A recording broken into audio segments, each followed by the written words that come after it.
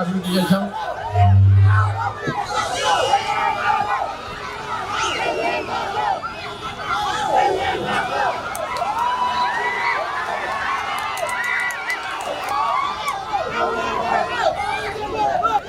జై జనసేన. నాకు ఓట్లేదు, మా ఇంట్లో 10 ఓట్లు పవన్ కళ్యాణ్ గారికి వెళ్తారు.